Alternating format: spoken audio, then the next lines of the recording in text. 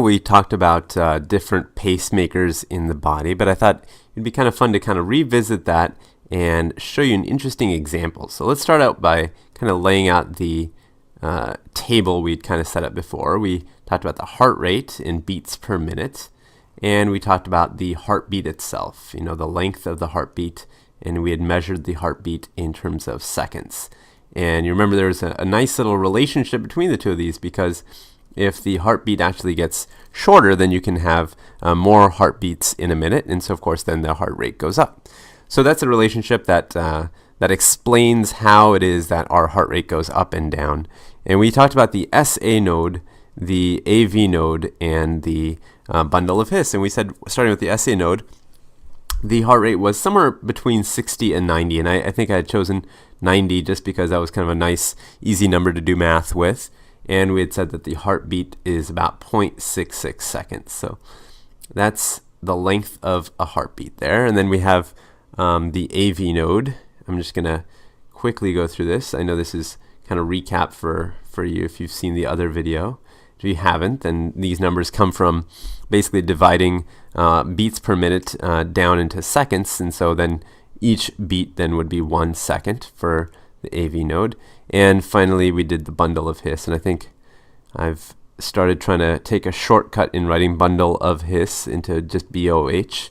And that looks something like this. So this is basically, and those underlined numbers are the numbers I'm using to calculate the heartbeat length. So that's basically what we had come up with. And we had also talked about the idea of having kind of delays, right? You actually need time for the pulse to be in transit, basically.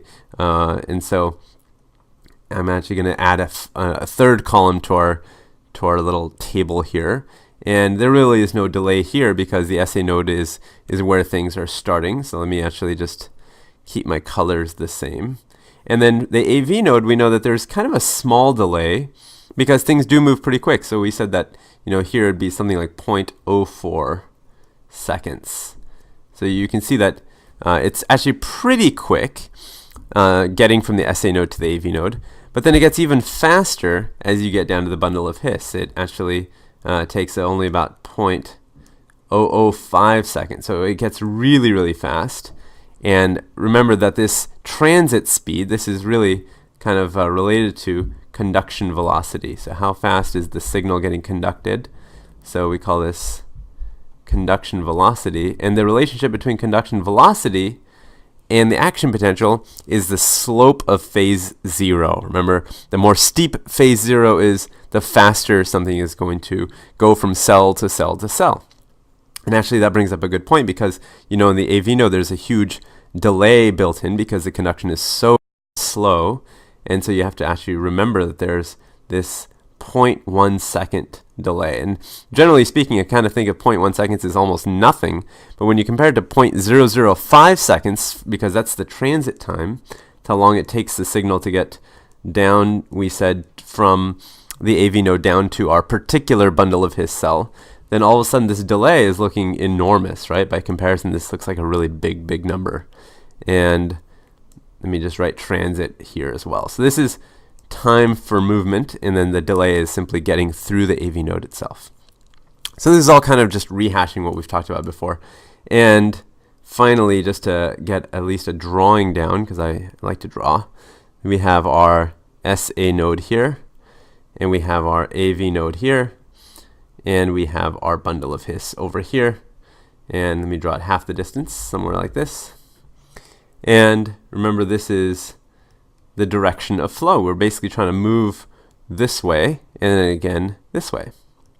So now let me actually jump into something slightly new, right? So let's assume for a second, this is kind of a thought experiment, that instead of 0.04 seconds, I'm just going to kind of focus on these two right now.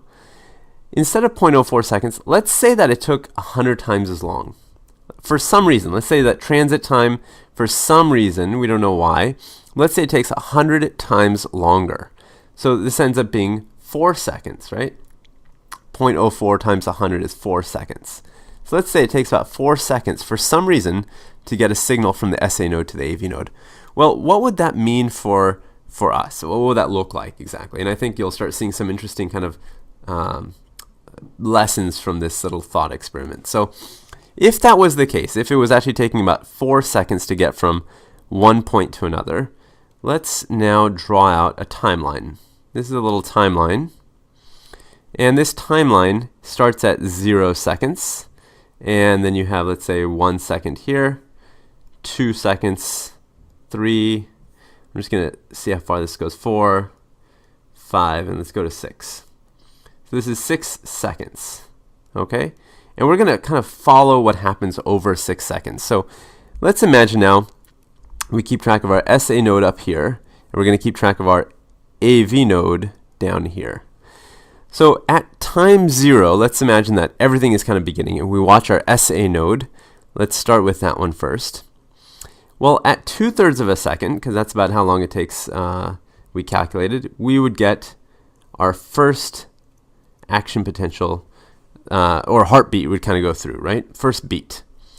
And that would then try to make its way towards the AV node. So this one is going to try to make its way towards the AV node, but we know it takes 4 seconds to get there. Now, what happens after that? Well, you'd have another beat kind of let off. First one hasn't actually made it to the AV node, but the second one is already done by that point.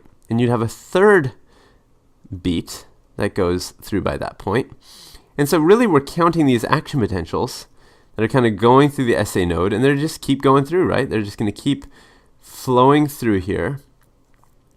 And they're going to all just continue, and basically just, what are we going to get? A total of probably 9, right? We're going to get 9 signals sent off. All right. Now they're all going to take, each of them is going to take 4 seconds to get to the AV node. So when will this first one get to the AV node? This very first one will get to the AV node somewhere around here, right? Somewhere around here. Because that's 4 2/3 of a second. So at 4 2/3 of a second, this one, let me somehow kind of show you without making this too messy, this one will make it to the AV node right here. Of course, at that time, the SA node itself is letting out its 7th action potential, but that very first one will get there at that point. Now, the AV node, is it going to sit around and wait for 4 2/3 of a second to just kind of go by and not do anything? No way, right? There's no way, because what it's going to do is it's going to say, okay, well, let's wait for a signal from the SA node. And at this point, it's going to say, well, nothing arrived from the SA node, so I'm going to let off my own signal. And it's going to keep doing this. So it's going to go on its own rhythm now. So 2, 3. So all this time, the AV node is kind of on its own rhythm, right? And then finally, before AV node is able to fire off its own 5th action potential by itself, a signal arrives from the SA node, this red arrow that I drew in. And so it'll say, oh, wait, we just got some positive ion pass through the electrical conduction system, so let's go with it. So it'll have a signal there. And then now it'll have another one here, because what happens at that point? Well, you have this guy arrives, right? He took 4 seconds, and he arrives right there. And then this guy is going to arrive kind of after that. He's going to arrive right there. So you see they start arriving. And so once they start arriving, then you kind of get back onto a normal, what looks like a normal rhythm. And so it's interesting because you basically, as a result of this long delay, have a phenomenon where for a while the AV node is kind of doing its own thing over here. And then after that, it catches up, or the SA node catches up, and then it continues on what we would look like, or what would look like a normal sinus rhythm. And so sometimes you'll hear the term escape beats, or escape rhythm. And so that's what these are. These are escape beats, meaning they've escaped the normal flow of electrical conduction, which starts with the SA node. So hope that was helpful.